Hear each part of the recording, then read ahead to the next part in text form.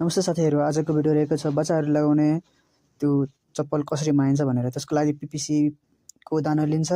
यसलाई एकदम त्यो के भन्छ एक्ज्याक्ट वेट हुनु पर्यो। त्यसलाई नापेर अनि त्यसपछि मसिनलाई सफा गरिरहेछ।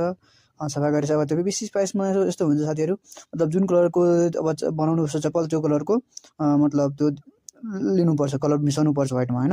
यसले येलो बनाइरहेको छ, येलो मिसाइसकेको छ। यसलाई कलर थोरै हिटिङ गरेर अनि मसिनमा यो साँचोमा हालिदियो।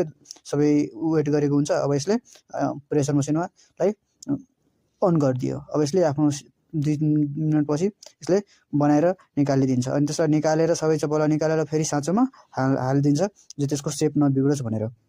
हैन सक्नुहुन्छ साथीहरू।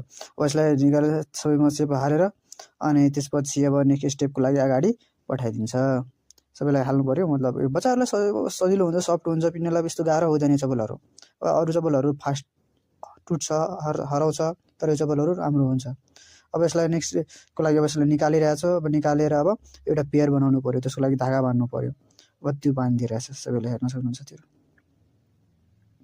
एउटा पेयर भयो। अब यसलाई एउटा मस्तले बान्दियो।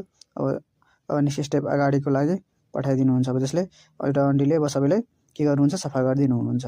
उहाँले सबैलाई एक्स्ट्रा पार्ट जति हुन्छ, लेयर हुन्छ, त्यसलाई एउटा सानो कैँची जस्तो हुन्छ, त्यसले सफा गरिदिनुहुन्छ। अब अर्को अन्डीले एउटा फिता सेट गर्नु रहेछ, जुन खुट्टाहरूबाट निस्किँदैन बच्चाहरूलाई।